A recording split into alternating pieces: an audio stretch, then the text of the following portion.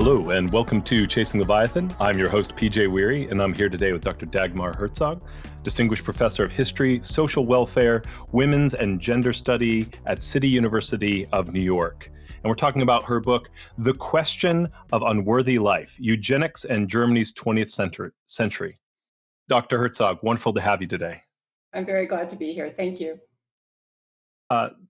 Dr. Herzog, first off, thank you for writing this book. Very important book. Really excited to talk about this today. Also recognizing the sensitive nature of the topic.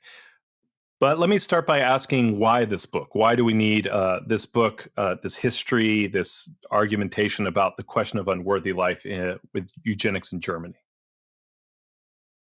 So there would be a lot of different ways one can answer that question. And maybe one way would be to say 300,000 human beings, fellow citizens, were murdered on grounds of disability or psychiatric illness. And another 400,000 were sterilized supposedly on the fact that they were feeble-minded. And I put that in quotation marks. Right. And above all, nobody cared until 40 years later. In other words, everybody covered up and continued to identify with the perpetrators and pour shame on the victims. So that's a story in and of itself. It's a story about a severe care crisis with mass murder of those most needful of care as the response. But, and then one could also say these euthanasia, in quotes, murders were a major stepping stone on the way to the Holocaust of European Jewry.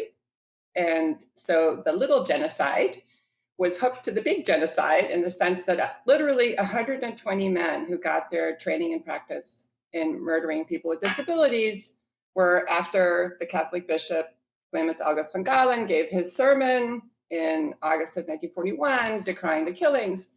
After a few months, so Hitler shuts down the gas chamber phase of euthanasia and sends these guys to Poland to build up the death factories of Belzec, Sobibor, and Treblinka, and there they commit a full quarter of what we now call the Holocaust. So I think that counts as a big story. Yeah. But honestly, for me personally, I had a kind of naive question, I guess. I wanted to study theological ideas about disability. I wanted to see how those change over time. I was really interested in, 120 years ago, this idea that God is all powerful and makes everything happen. So is when people are disabled, is that like a punishment for some sin, or is it a test for how you're going to handle it? Or then, is Jesus especially present among the weak and vulnerable?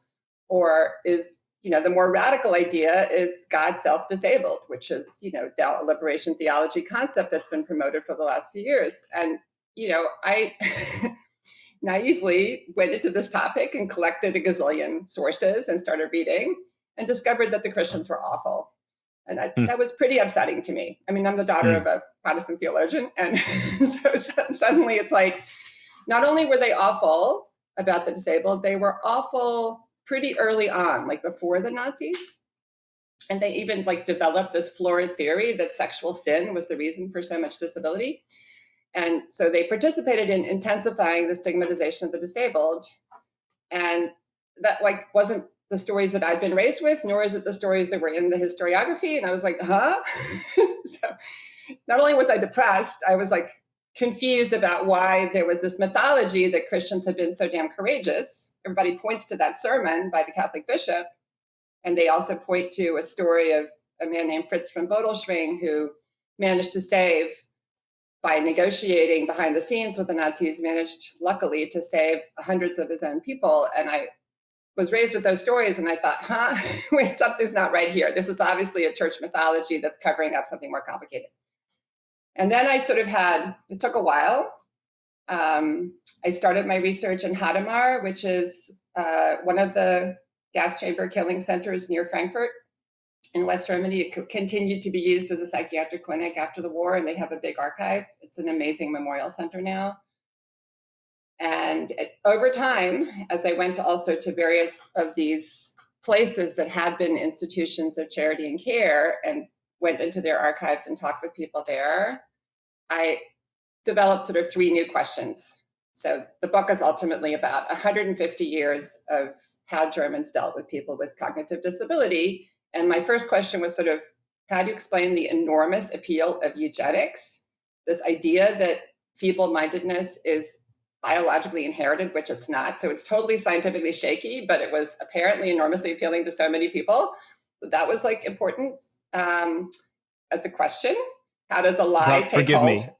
Me. Do you mind repeating what you just said? I didn't quite catch all of it. Okay. So eugenics was an international movement in the early 20th century.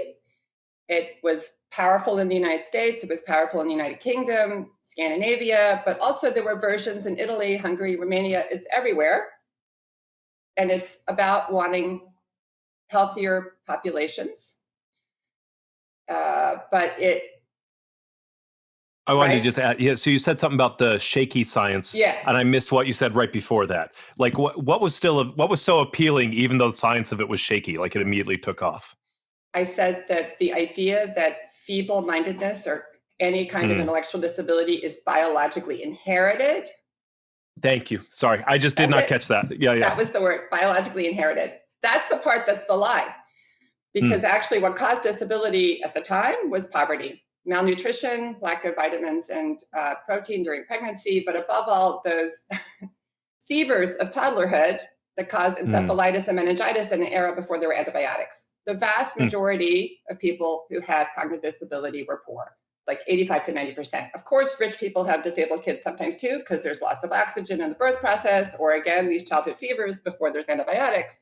But the vast majority were from the ranks of the poor. So providing charity care for people with disabilities was actually poverty management. And that's why states contributed to it. That's why churches got involved in it, and so on. The point is that blaming the poor and saying that they're biologically passing on this defect is scientifically false, but it was enormously popular. Blaming the poor was enormously popular. And the question is why? So that was my first question. Then the second question, once the Nazis take over and turn this movement of wanting to improve the folk and make it healthy and beautiful and smart into reality, they both sterilize hundreds of thousands of people of their own and kill those that are most severely disabled. And the hostility to the disabled that they promote in their propaganda lasts. I mean, fascism poisons people's hearts and minds, and it lasts for many, many years after Germany is militarily defeated. And then I had the desire to uplift the heroes, the people who 30, 40 years after the war finally modeled a revolutionary change of perspectives and showed that other kinds of care and education were possible and other kinds of memory politics were possible. So that was a big issue for me, was wanting to recover the, I guess I would say, the undehumanizers, those who were able to identify with vulnerability and change practices. The undehumanizers. Yeah. I like that.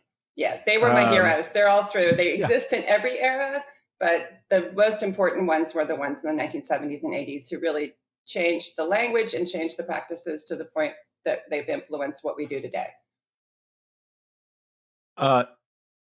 Excuse me. You mentioned the term memory politics. Can you define that for me? Or roughly. I know that's always a dangerous thing in academia. Yeah. So of course the Germans have a long-winded word for it because they always have compound words. Always. So in Germany, it's called Vergangenheitsbewältigung, which means mastering the past. How do you spell that? I'm just kidding. Sorry. Well, I actually can. I believe you can, but I think we'll be here for quite a while. Yeah. So Vergangenheit means past, and Bewältigung means mastery. So it's about mastering the past. It's not just coming to terms with it in the sense of confronting it and like recognizing with remorse how we need to be different, but actually trying to master it and like come up with mythologies and come up with excuses and rationalize what you did and say, well, other people behave badly also. That's what it is. And so if you want to do a different kind of memory politics, you have to look at what happened in the 1980s. And what happened is that the very first apology for having been insufficiently courageous in protecting and protesting the murders was in 1984. And it was just one Protestant institution.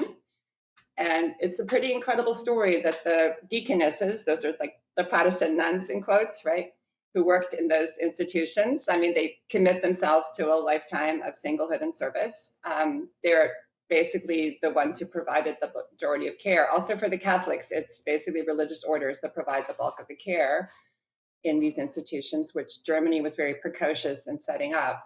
There's many more institutions for the disabled and many more basically remedial schools for people with moderate disabilities in Germany than anywhere else. It's really a very strong development.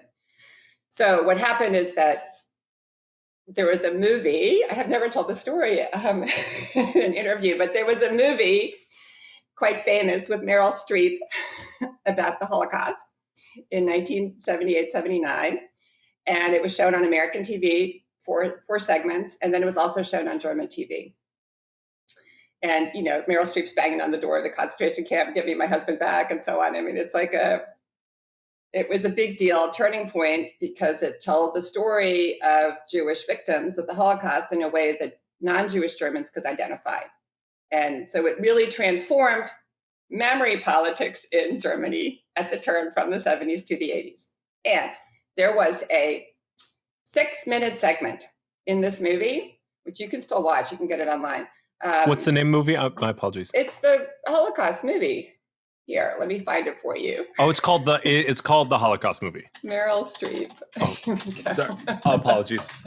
I was not trying. I want to watch it, right? I was like, hold on. Let me see if I can find it quickly. Holocaust miniseries. The subtitle, this is what I defined, is The Story of the Family Weiss. Weiss. Oh, it's called Holocaust. Okay. Yeah, So you were telling me, I thought it was a movie about the Holocaust. It is. I'm both, tracking. Thank you. Both are true. Yes. Okay. And so there's a 6-minute episode in there that actually has Hadamar, but it's like a fake Hadamar. It's not the actual place where I did my research. It's not the actual place where people were killed. They sort of did a composite of various gas chambers.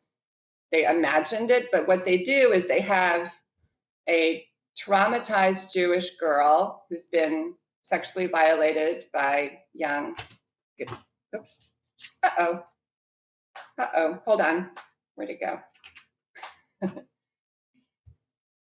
I'm back. All good.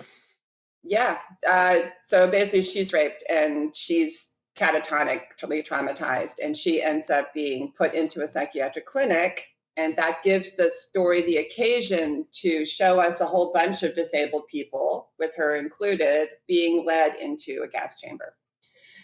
So that fictionalized, kind of mushed up, not very accurate, a little bit problematic, because it's like, oh, she's not really disabled, she's just traumatized, you know, like so it gives the viewers a chance of identifying with, but not really.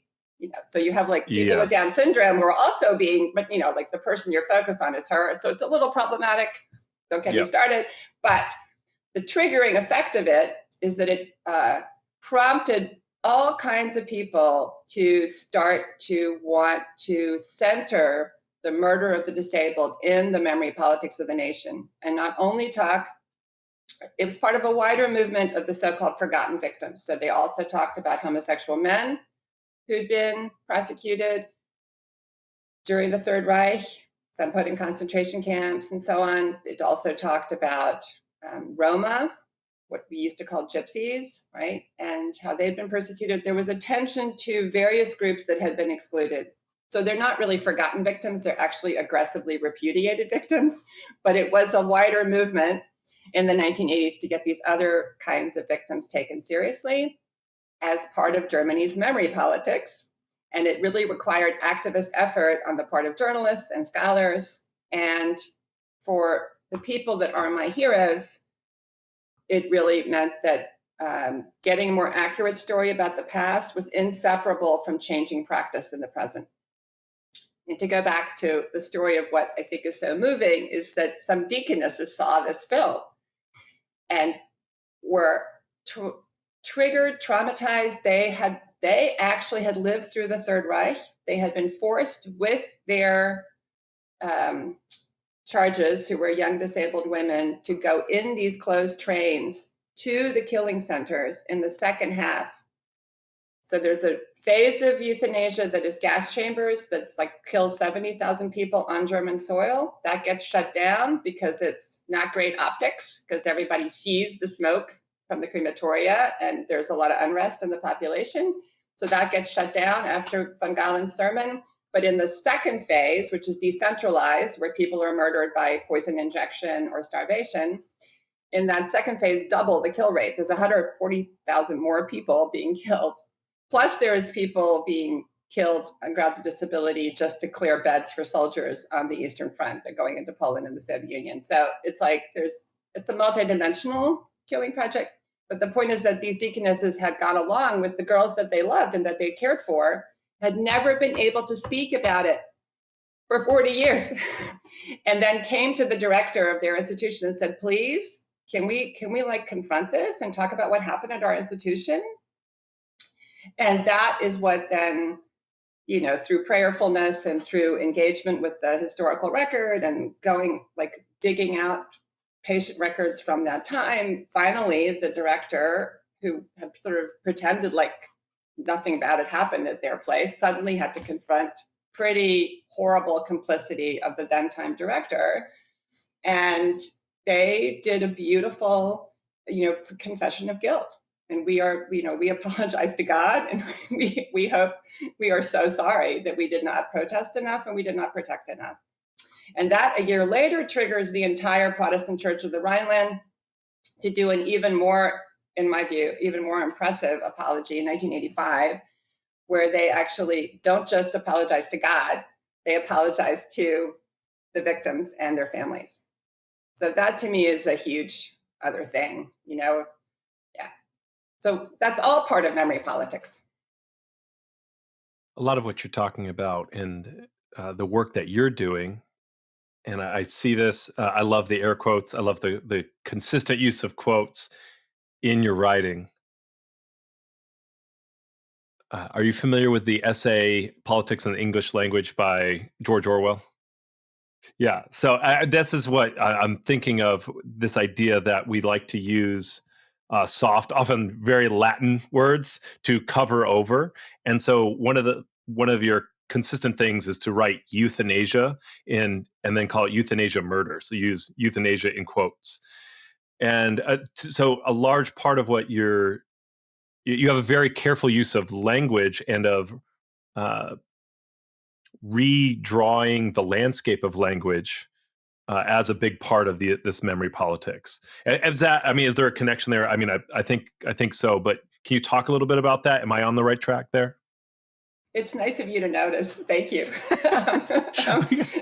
I really tried hard.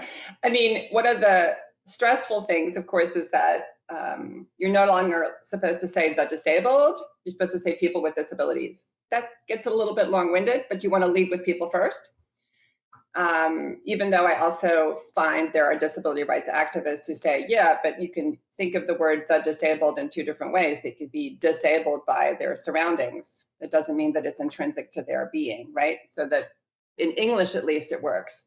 And even in German, you can say die Behinderten, which means that they are being inhibited by or disabled by their surroundings. So I think, I'm not about being overly PC, but I think that the quotation marks around euthanasia, that is now standard in German scholarship.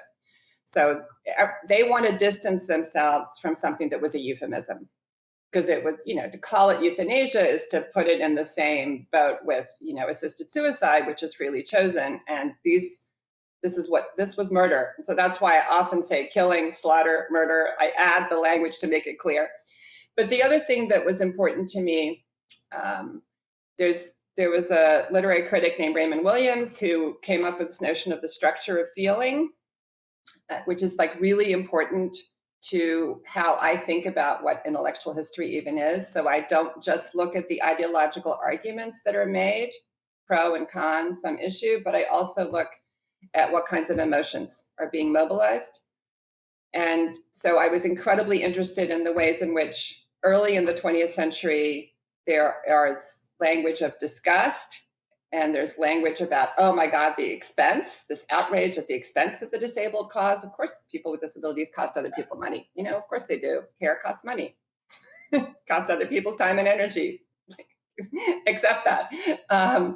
But people didn't accept that, right? So that was, I'm interested in moral argumentation. and how hard it is to mobilize people to care about those who are more vulnerable. And so I was also then really interested, for example, one of my heroes is a man named Ernst Clay, Klee, who was an independent journalist, married to a Protestant pastor woman, had studied theology himself, and he was a non-disabled disability rights activist, like the kind of guy who takes politicians, sticks them in a wheelchair, and drives them around the center of the city to realize that they should be doing curb cutting. Yeah. Organizing like all these people in wheelchairs to like shut down the city of Frankfurt am Main in 1975, like at rush hour, to make a point about accessibility of buildings and so on. And he was great, but he also then ended up saying, I don't, as a non-disabled person, don't want to be leading this movement. I need to get out of this. And then he turned to writing about the past. And he wrote this amazing book, Euthanasia, in quotes, Euthanasie in German, which basically transformed the nation because it was discussed in hundreds of radio shows and magazines and newspapers.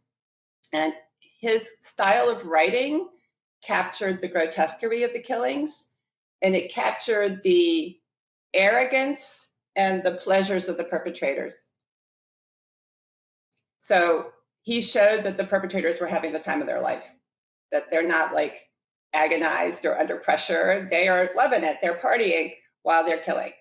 And that was an unbelievably important move to make, that he enabled the reading public to be disgusted by the perpetrators and to be able to identify with the victims. That was a huge emotional shift. So in terms of my use of language, I was always attentive to how those people who were defending disabled life as cherishable life, lovable life, what kind of language they used. That's what I wanted to bring out. How did they show that you could love people with disabilities or identify with them or fight for their rights?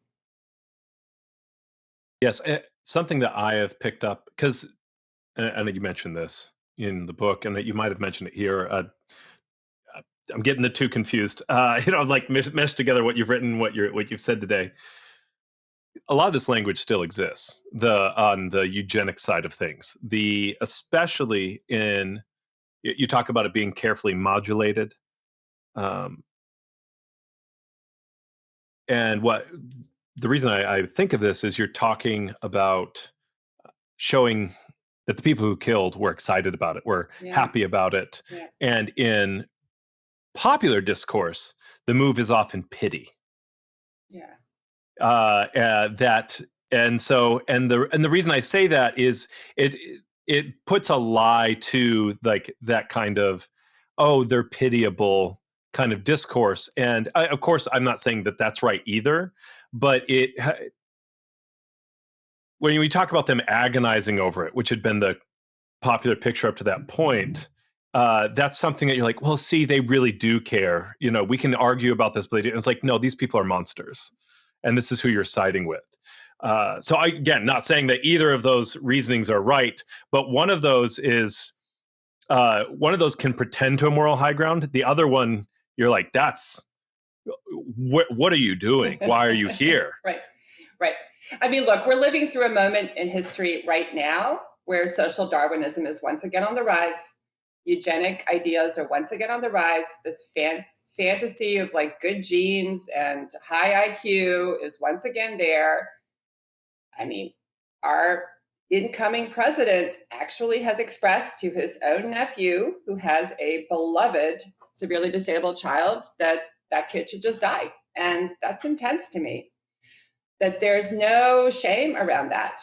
And that sort of fantasies of strength and smartness are once again mobilizing people. I mean, honestly, I find it pathetic, but I mean, really, like it's bullying. Pick on somebody your own size. I mean, it's really pathetic to have to trample on the weak. But of course, having studied what fascism is in Germany, that's a lot of what it was about. Well, and so when you look at the basic psychology of bullies, I'm not an expert in that, but but we all know what they are. Yeah, right. Well, you mentioned that that inflated sense of self-superiority, Yeah. that's like, you have to find something to bolster that up. Yeah. Something I wanted to share, because I want people to understand how even well-meaning people can feed into this. I took a graduate class, and it was on like metaphysics of the soul or something. I was at a trendy in evangelical divinity school, so I was doing philosophy of religion. Yeah. And anyways, Good. I'm glad it's being taught. Well, so very old philosophical idea, and this is part of what made me think of Joel Reynolds as you were talking here. That what makes human people, what makes humans human, is that they're rational. And my teacher is teaching this, and I said, "Is that really what makes people human?" And he was connecting to the image of God, so on and so forth.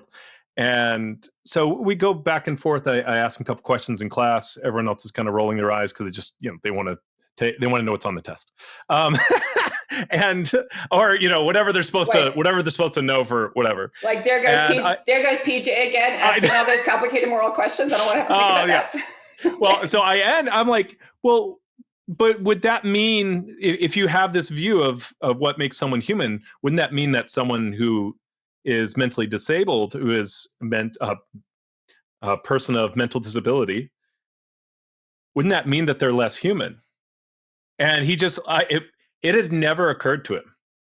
Like I could tell, like he literally, like his whole face just went so sad, and he's like, I don't want to talk about that. And we just moved on. And I want you to know, one of the sweetest teachers I had, I loved him very much. He had just never considered it, and he didn't see the ramifications of what he was teaching. And so he wasn't even, it's an oblique thing, but it's just by excluding from your argumentation this kind of this whole population. You're just not thinking about them when you. It's like it's the intellectual equivalent of, oh, everybody can walk, so we're going to build curbs without ramps. And all of a sudden, you're like, wait, we just left out a good chunk of the population. And I could tell, he did not know how to handle it. But it was so, and he was not looking to marginalize anybody. It was just something he had been taught, and he continued without consideration. Right. That's really interesting, because one of the things that's happened to me over the years on both sides of the Atlantic is that I'm, people say, what do you work on? And I say, oh, intellectual disability. And people look uptight. Oh, yeah. So they don't want to talk about it. They don't want to talk. But you know what? Like, it's so striking to me. So I've had encounters with, senior professors, people who think they're smart. And then I'll see them again at some other occasion. Yeah. And they'll come up to me and they'll go, I have a family member who's disabled. And this is, I kid you not, this has happened on both sides of the Atlantic. So, men who are older than me and, carry themselves with a sense of authority are coming to me privately because they clearly are like working something out. And then inevitably, when the story comes out more, it becomes clear that it's a source of enormous shame. And that's just horrifying to me. So it's not just an unthinking exclusion. There is also the ongoing shame. And that's why one of my tasks in this book was to highlight those individuals who were like refusing the shame, who were insisting on absolute equality, also with the most severely disabled person, reciprocity of relationship with those people, and a sense of possibility. So equality, mutuality, possibility, the sense that everybody can be developed. It's up to us to be in interaction with them in such a way. So actually, it's the Jewish philosopher of education, Martin Buber, that is really inspirational for some of my radicals in West Germany. And then in communist East Germany, unsurprisingly, where the churches are repressed, it's actually Christian doctors, Christian pediatricians who are the most amazing, who come up with this notion of developmental care. But I mean, I'm really wanting to, pay tribute to those individuals who developed, whether it's a theological or a humanistic response, but who centered the sense of, deep equality, like really did not feel superior to the vulnerable. I wanted to show that that was possible and to document what they did. Forgive me, one more time. You said it twice, but what are the three things, kind of the part of the platform? Equality, mutuality, or reciprocity, either one you could say. I mean, being in relationship. And the third thing is possibility. Possibility, thank you. Possibility. And that's something that the Western radicals got from Martin Buber, this idea that it's the responsibility of the teacher to bring out the possibility within the student. I mean, I feel like that's a moral obligation for all teachers. We're not just dumping information into other people, what's on the test, but I think our task is to actually nurture the possibility within them. That I believe that anyway. Yeah. Yeah. I mean, I'm game. Yeah, that sounds great. The thing that Jürgen and Uta Trogisch, who are the most remarkable human beings in the Eastern Communist East, who took over a place like tucked in the corner of Far East Germany near the Czech and Polish borders in the 70s. And some of the people who were survivors of the disability murders were still totally traumatized and living there. And they took over this place and they transformed it, and they encouraged the staff to see possibility in every single one of the residents there. And they developed a concept called developmental care. In other words, what had happened 100 years earlier in the 1870s and 1880s is that the charity institutions, all motivated by Christianity, had hierarchized human value. So they had, these are the educable, these are the trainable that we can at least have, peeling potatoes or mopping floors. And then here are the care cases. The German word is Pflegefälle, the people that you diaper and you feed, but you don't engage them therapeutically.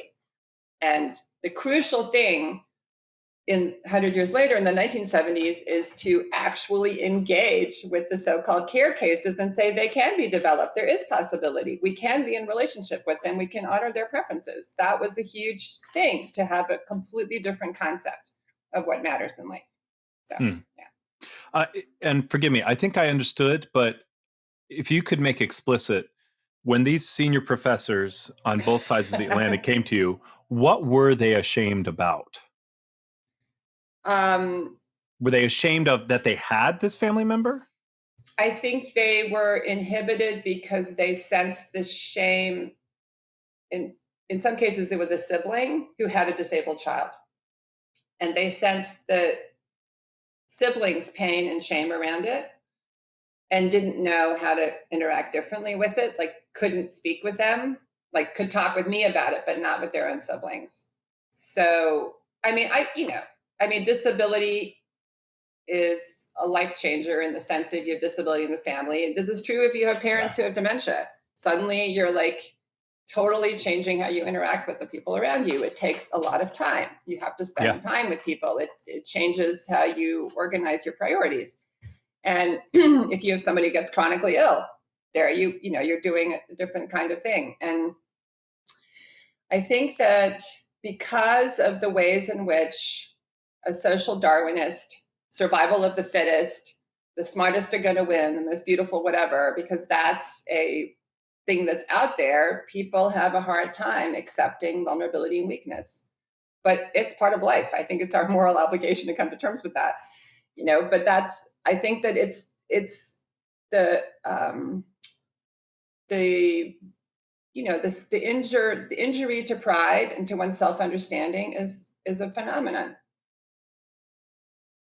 So I'm more like interested in this sort of uptight reaction to me. And then I realize next time they see me that I'm actually safe and then that they can actually talk about their confusion about it.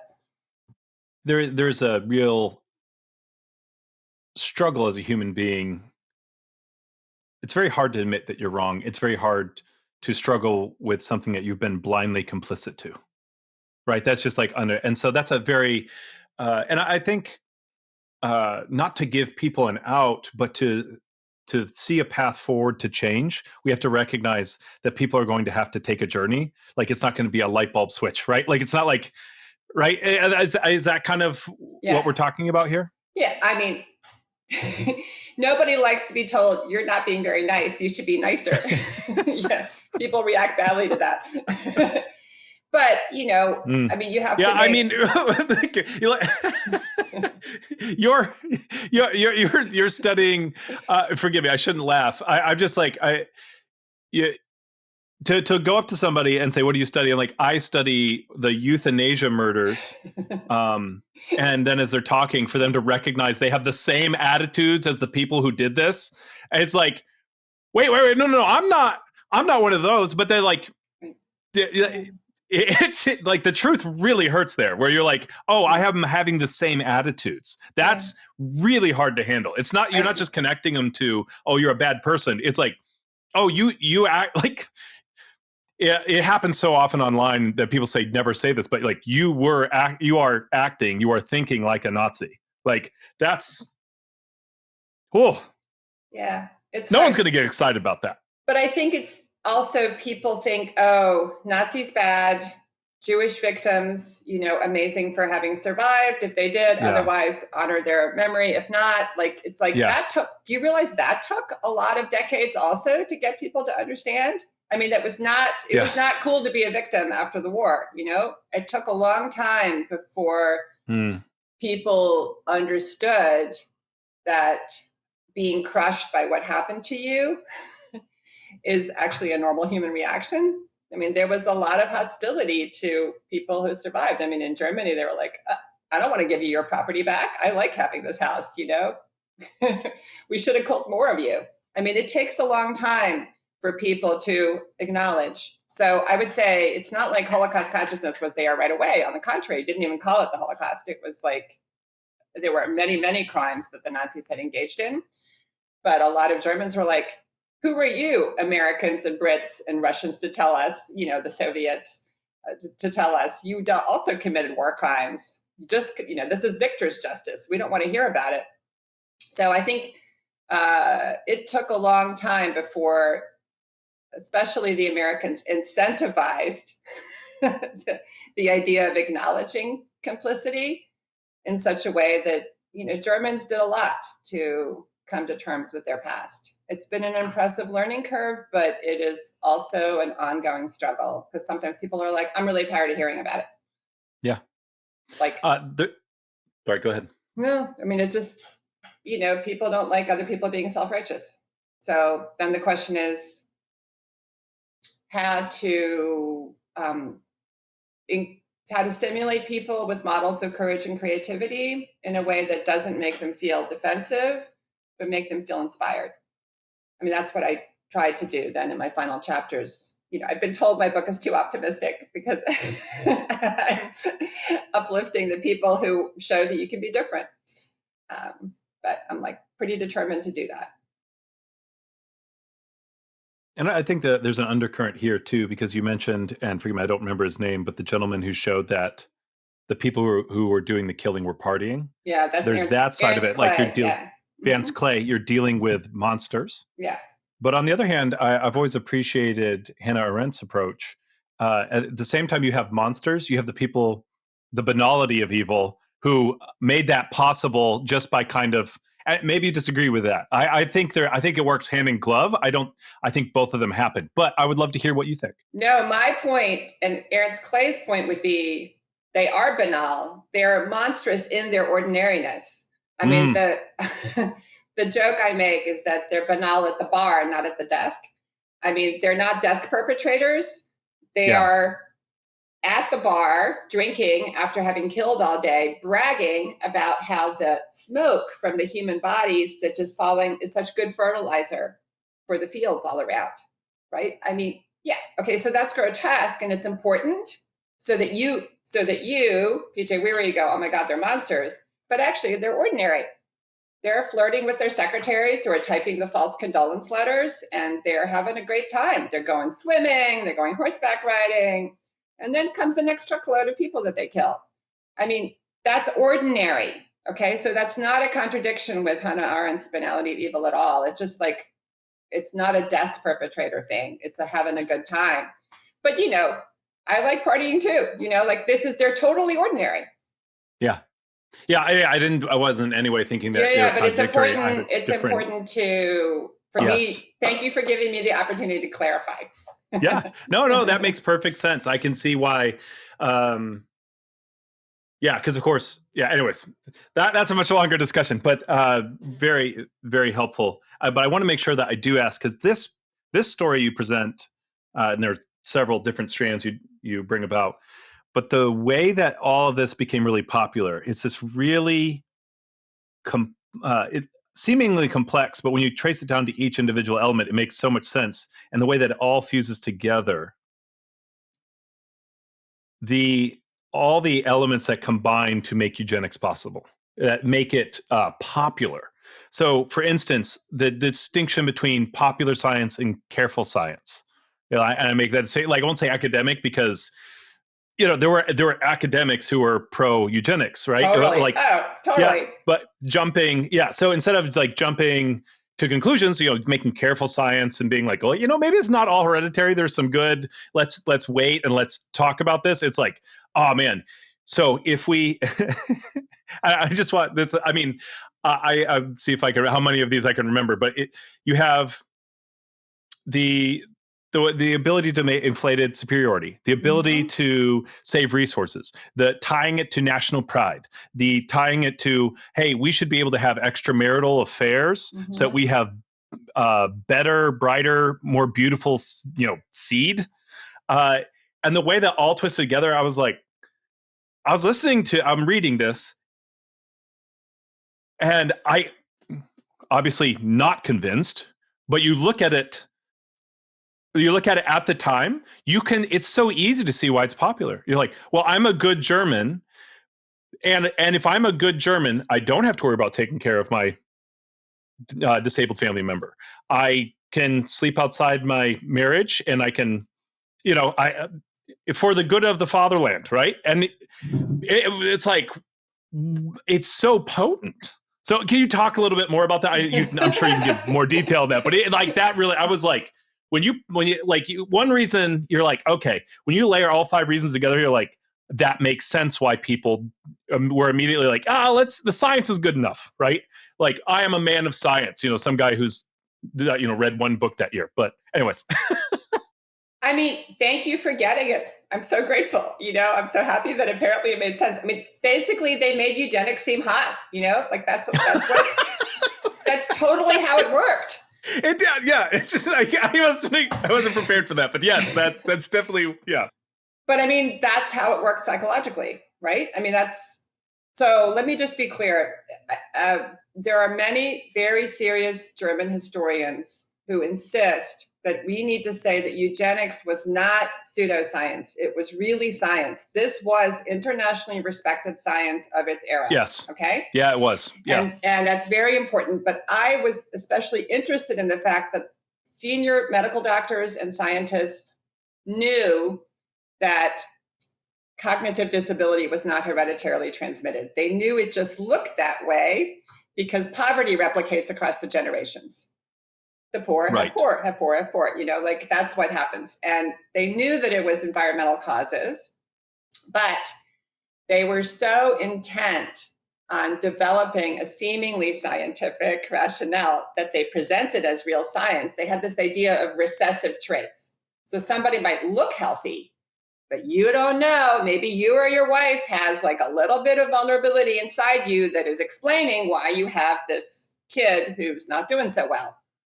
You know that there was loss of oxygen during the birth process that caused cerebral palsy, but they're saying, there must have been a vulnerability in you somewhere. So what they do is they are looking for empirical scientific evidence. And so they start to look at family charts, clan charts. So if you had an aunt who was an alcoholic, or an uncle who was a little schizophrenic, a little nutty, or this, or that, there's like, if there's any sort of vulnerability anywhere in your family tree, like another sibling that had special needs and had to go to remedial school, then that proves it must be hereditary. And so they kind of came up with research projects and got federal funding for it, this was like, these guys are career guys. They are death perpetrators. They are like, we are going to say, is it inherited or is it not? Let me study these children and take their blood and measure their skulls and do encephalograms on them. And then we'll kill them and then we'll slice their brains and then we'll see, was it hereditary? Was it not? So they're creating a realness to it.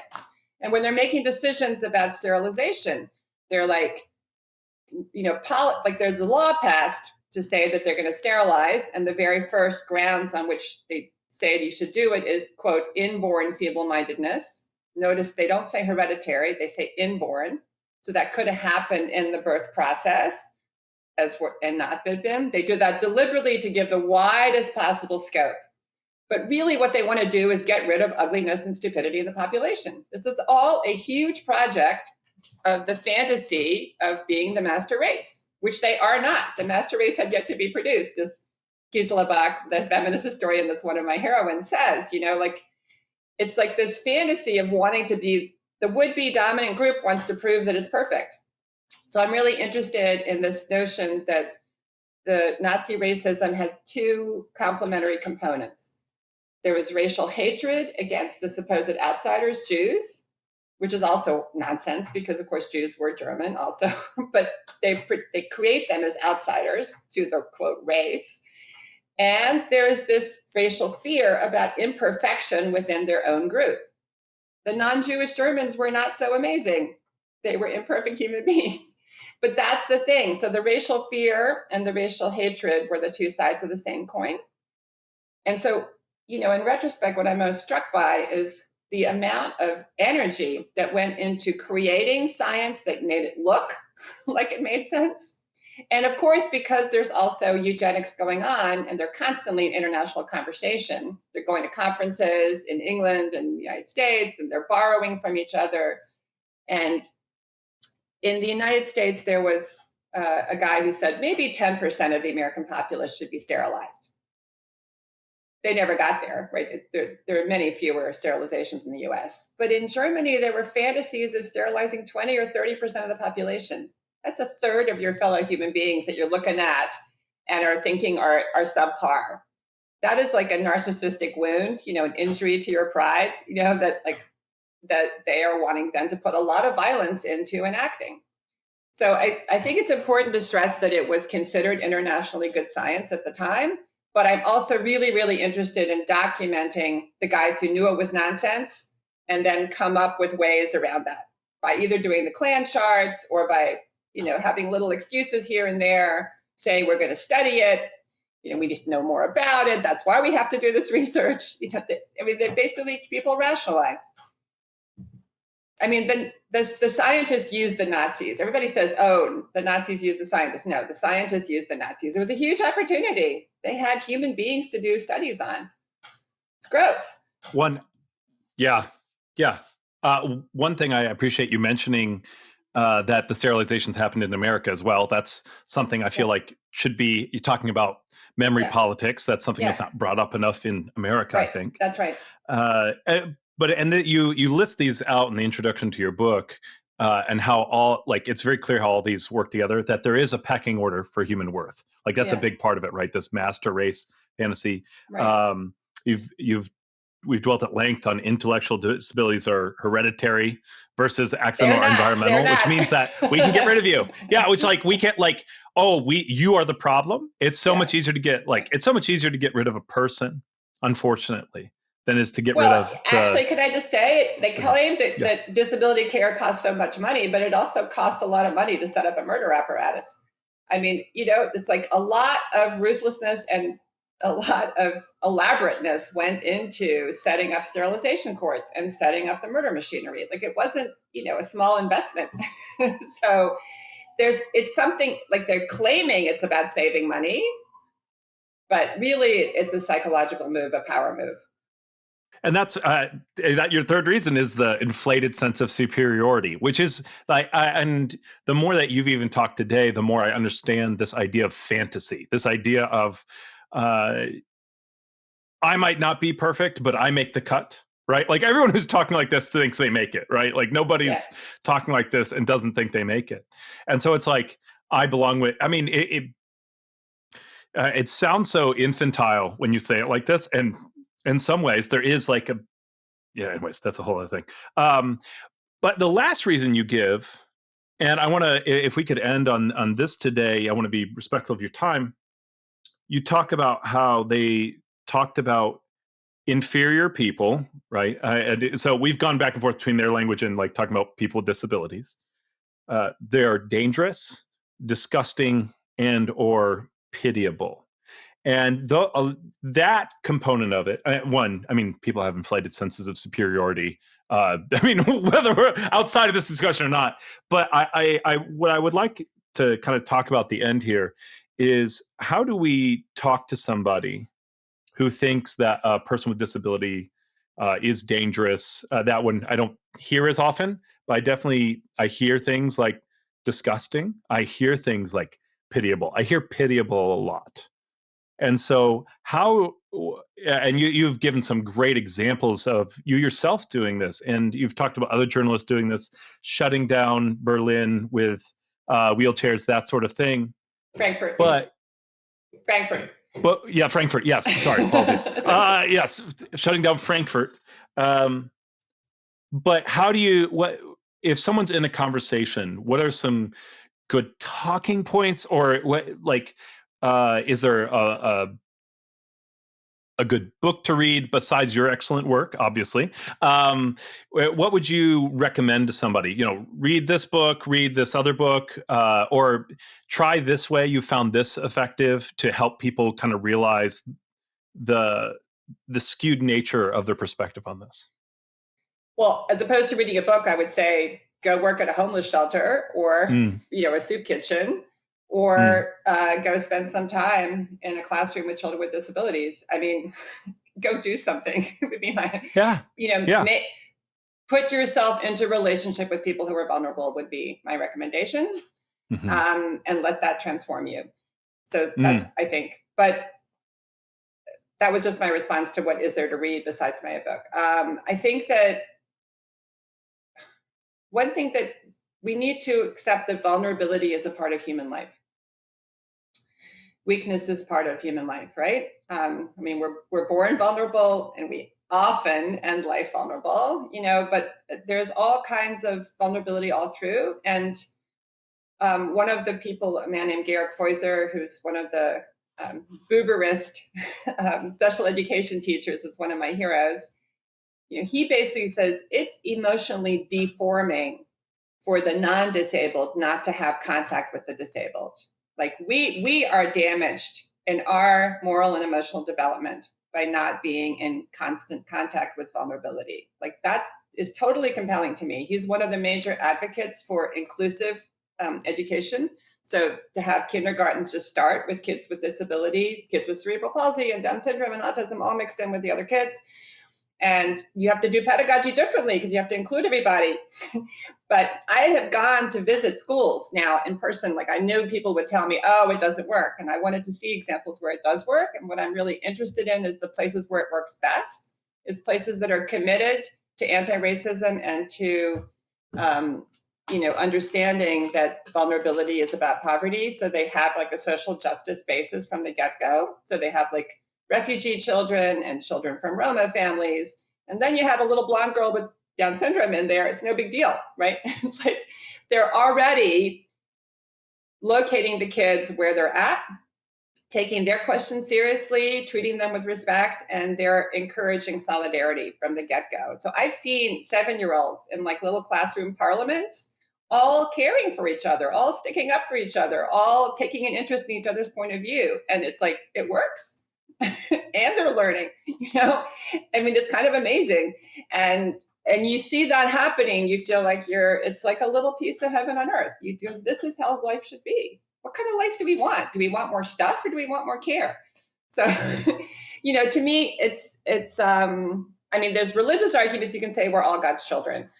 But or that it's a privilege to serve, that in service we are doing God's work. That's always an argument. But I think that the humanistic arguments are just as important. What kind of world do we want? Thank you. I appreciate also including the religious arguments. I mean, uh, you know, having multiple reasons at our disposal is useful. Uh, so, you've already given a great recommendation, which is go serve somewhere. Uh, for the person listening at home, what would you tell them to think about or do this week? Maybe it is just to go serve. What is the best way to find to get connected in that way? Is there a website or something like that? I mean, in every town in this great nation, there are people who are providing that care and they need help. Because everywhere. I just got an email yesterday about early intervention in New York City. And it's obviously people who are speech therapists who are working with the most vulnerable kids who, if you catch them early and do proper therapeutic interaction, maybe they'll be able to, be whatever. And for whatever reason, their funding's getting cut. I don't know what's going on. I don't know if the mayor did that or whatever, but they're like mobilizing to protest the cutting of funding. I mean, welfare is a huge part of human well-being. And you can either do it by charity or you can do it by government funding, or you need to do a combination, but everybody can find a place to help. Dr. Herzog, it has been absolute pleasure having you on today. You are a joy to talk to. Thank you. Thank you for understanding and asking all these good questions. I really, really appreciate it. It means a lot to me.